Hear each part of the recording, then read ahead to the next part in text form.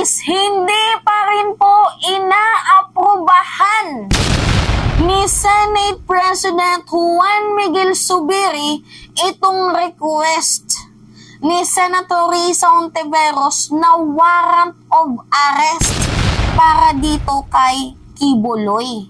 Nako guys, mukhang meron akong naaamoy na hindi maganda. May niluluto ba si Senate President? Kasi kung meron man guys update, sana naibalita ko na kasi nag-aabang din ako kung napirmahan na.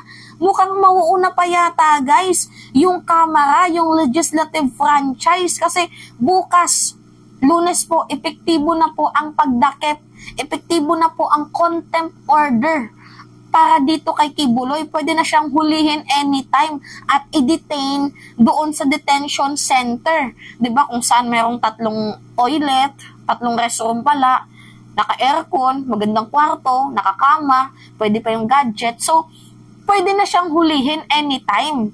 Starting tomorrow, Lunes. Kasi tapos na nga po yung yung 3 araw na request ni Atty. Topacio na pagbigyan daw siya dahil kakausapin niya daw ang kanyang ang kanyang kliyente. Pero dito sa Senado, sa Committee on Women's, Children, Family Relation and Gender Equality, wala pa tayong balita, guys. Bakit kaya? 'Di ba? Itong balita ni Senator Risa Hontiveros nung Biyernes pa 'to. 'Di ba? March 15, kahapon pa to, Biyernes pala, sabi dito, I will request the Senate President to approve the warrant of arrest. Ang mga issue na sinasabi nila sa kanilang response ay pinahayag na din ng kanyang abogado sa unang pagdinig na pinatawag siya.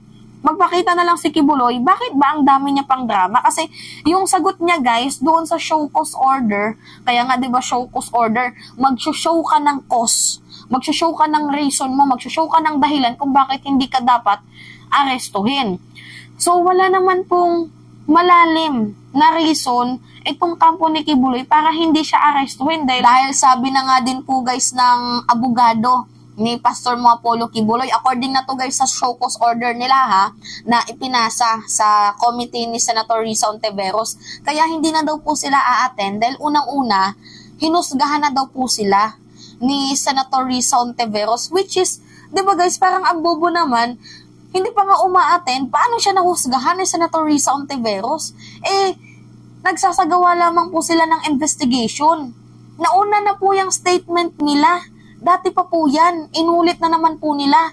Kumbaga, kinantanan nila noon, kinanta na naman po ulit nila ngayon.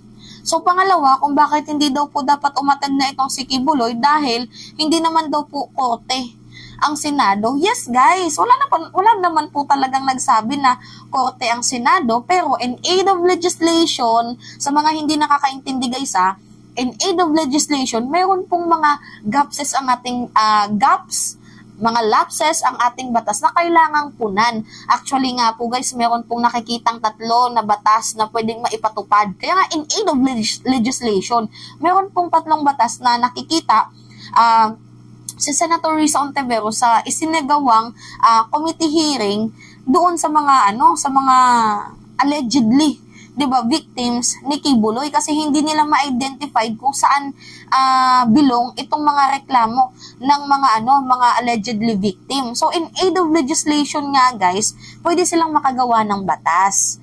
Oo, hindi po korte ang Senado, wala pong nagsabi niyan.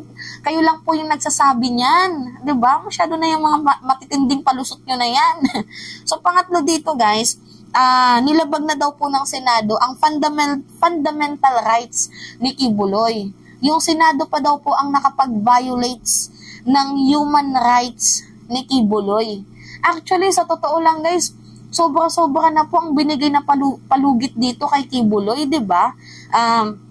Umabot na po siya sa, first hearing, second hearing, third hearing, kailangan pang ipasabpina siya, ipasight and contempt, nag-show cause order na din, hanggang sa, ito na nga, warrant of arrest. Sobra-sobra na po ang due process na natatamasa ni Apollo Kibuloy. So, wala pong dapat idahilan na hindi po siya dumadaan sa due process dahil dinaan po siya sa due process. Dahil kung hindi po siya dumaan sa due process, di sana matagal na yung nahuli. 'Di ba? Bakit ba kasi ang bagal hulihin ng may mga pera samantalang pag pobre? 'Di ba? Mabilis agad ipakulong. Mabilis agad yung usad ng kaso. Pero pag may pera, grabe guys, no? Yung mga senador, himod-puwet din sa sa mga mapeperang tao at sa mga napakinabangan nila. Kagaya ngayon, 'di ba?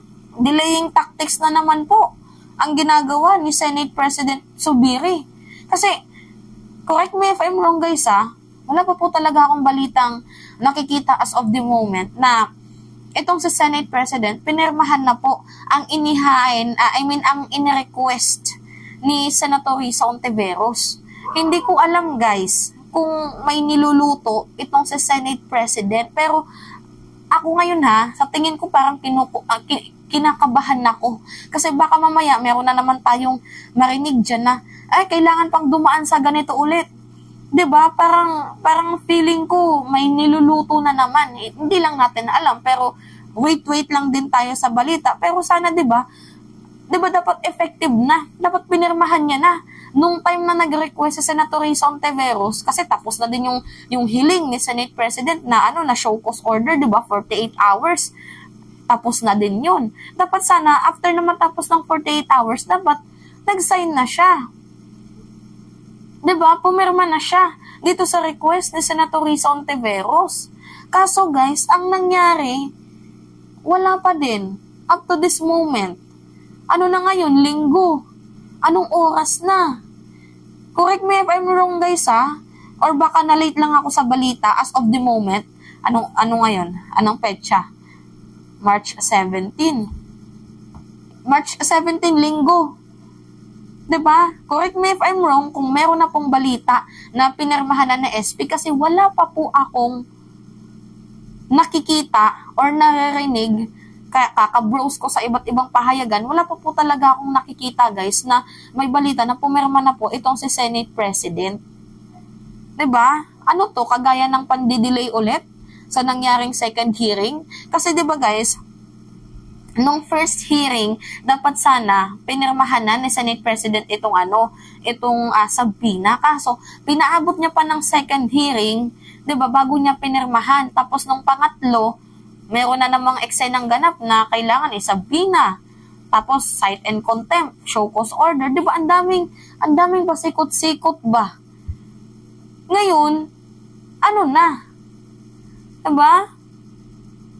Update nyo nga ako guys kung mayroon na bang perma, kasi wala pa talaga akong nakikita. So anyway, ano na naman kaya magiging palusot ni Senate President Juan Miguel Zubiri? Yan po ang ating pakaaabangan. So anyway, it's me again guys, Yumi Malisha nyo, at nagbabalik ulit para sa ating panibagong video.